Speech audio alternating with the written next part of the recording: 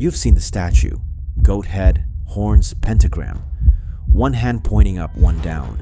It shows up in horror movies, metal concerts, and conspiracy videos.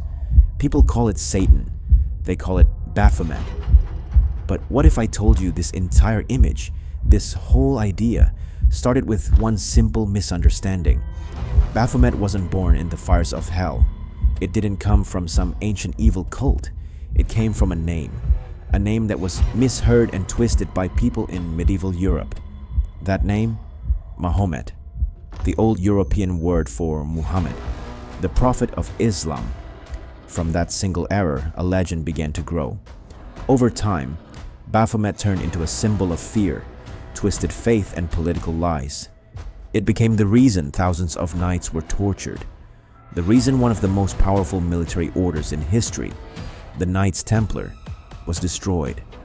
This isn't really a story about Satan. It's a story about how fear and ignorance turned a prophet into a monster, and how that monster never really went away. To find the truth behind Baphomet, we have to go back to a time of holy wars, forgotten lies, and one fatal misunderstanding. Welcome to The Real Central. I'm your host, Josh Kultom, and this is the place where we dive into the most unique and unexpected stories from all around the world. If it's strange, surprising, or just downward fascinating, we're talking about it here. We are a new channel, so please subscribe to our channel and comment anything down below, guys, to push our channel higher. Thank you so much. Let's continue to the video.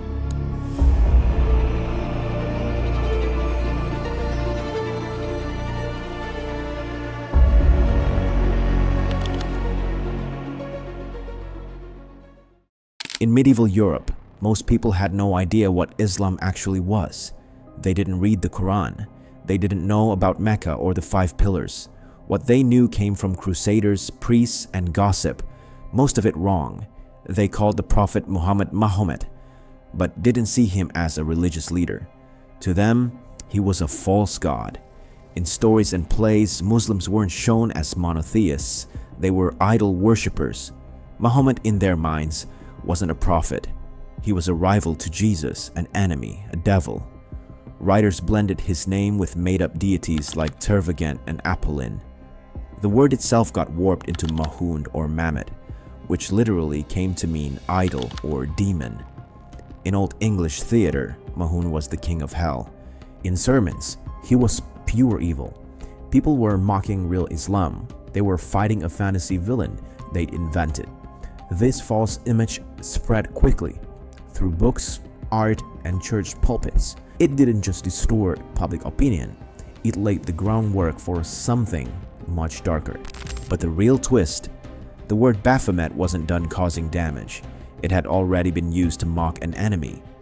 Next, it would be used to destroy allies, because just a few decades later, that same name would resurface, not in battle, not in poetry, but in confessions extracted under torture. And this time, it wasn't Muslims being accused, it was Christian knights.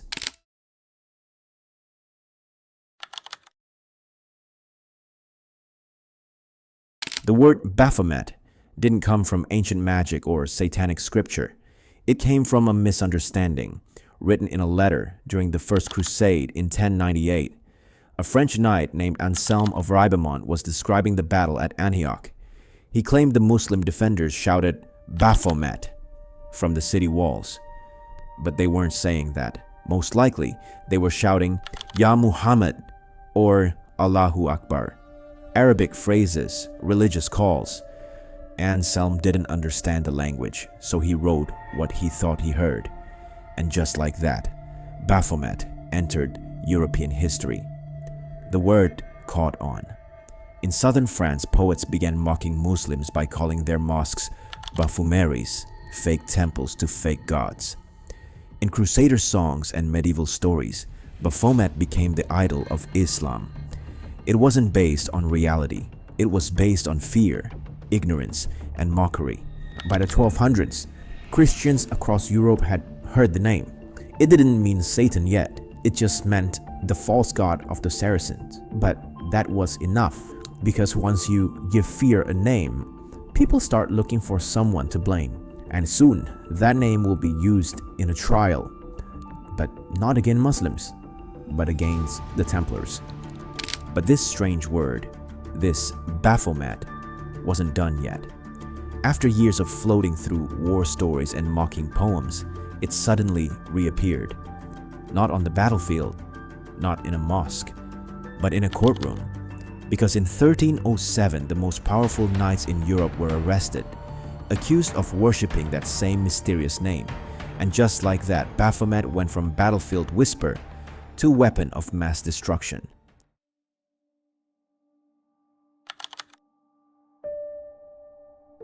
In 1307, the most powerful knights in Europe were taken down overnight.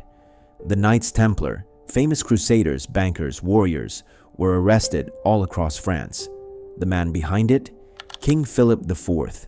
He was drowning in debt and saw an opportunity. Destroy the Templars, erase the debt, and take their assets. But he needed an excuse, so he accused them of heresy, of worshipping idols. And that's when the name came back, Baphomet. Under torture, some knights confessed to anything just to stop the pain. They said they spat on the cross, performed secret rituals, and bowed to a mysterious head called Baphomet. But no one could describe it the same way.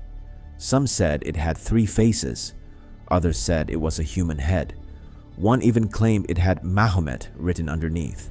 It was chaos, but it worked. To the public, Baphomet already sounded familiar. It was linked to Islam, to the enemy. So now, the Templars weren't just heretics. They were traitors, worshippers of the same false god their ancestor had fought in the Crusades. None of it was real. The confessions were forced. The stories didn't match, and no physical evidence was ever found. But the damage was done. The myth of Baphomet had become a tool of power, and that tool just destroyed the Templars. Baphomet had done its damage. The Templars were gone, their legacy buried under fear and fiction. And for a while, the name disappeared with them. But centuries later, in a quiet Paris studio, an artist would pull that name from the ashes and give it horns, wings, and a face the world would never forget. Because what used to be a quiet fear in courtrooms became a loud symbol in art.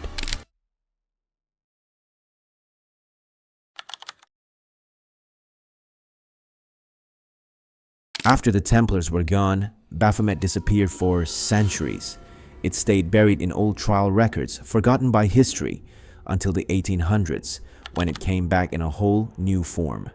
A French occultist named Eliphas Lévy reimagined Baphomet in 1856.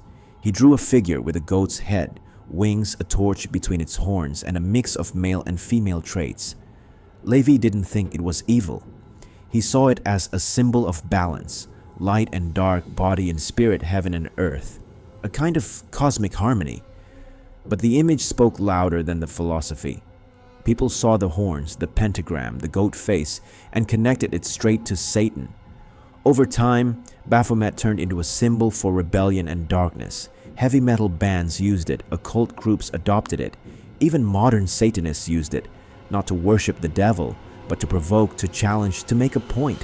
The Baphomet you see today, it's not Islamic, it's not medieval, it has nothing to do with the Templars. It's a remix, born in 19th century France, amplified by fear and misunderstood ever since, a misunderstood sketch, an idea hijacked by culture, and a new mask for an old name. But what people miss was the truth hiding underneath, because behind the horns and the pentagram was still the same old story, a simple mistake, one misheard word, that somehow grew into a global symbol of evil. Everything people fear about Baphomet today, the goat, the horns, the satanic vibe, none of it was meant to exist. It all started with one name. A crusader misheard a prayer, a king used it to crush his enemies, an artist gave it a face, and the world turned it into Satan. The real Baphomet was never a god, never a demon. It was just a broken version of Muhammad, a symbol built on ignorance, fear, and power plays. But the myth didn't stop. It spread across languages, religions, and centuries until nobody questioned where it came from. Now you see it on t-shirts, statues, album covers. People fear it, worship it, or protest it. but most don't know the real origin. The truth is simpler than the legend. Baphomet was a misunderstanding that spiraled out of control. And the scariest part, that one mistake ruined lives, toppled institutions, and still shapes what people believe today.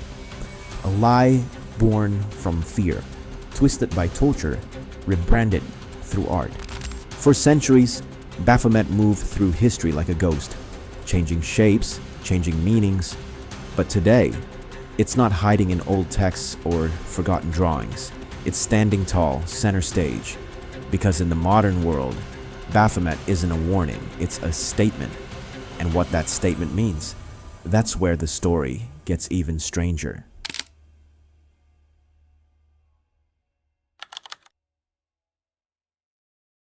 In the 21st century, Baphomet is everywhere, on shirts, tattoos, TikTok, even in courtrooms. But most people don't actually know what it means. They just see the goat head and think devil. The truth is, today's Baphomet isn't about worship, it's about protest. Groups like the Satanic Temple use Baphomet not to summon evil, but to challenge the system.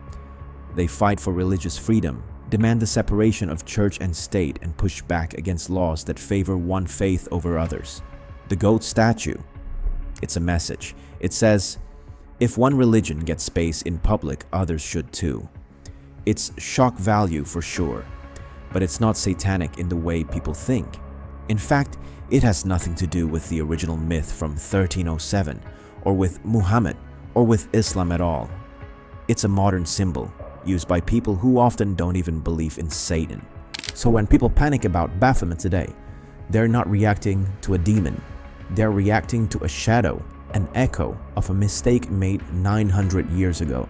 A name that started as a misheard prayer, turned into a political weapon, then evolved into protest art. The demon they fear isn't real. It never was. It's just the ghost of lie that refused to die. If you like this video and want to see more deep dives into more unique content, don't forget to subscribe. We've got more coming sooner or later. I'm your host, Josh Gultam. Thank you so much guys for watching. Goodbye.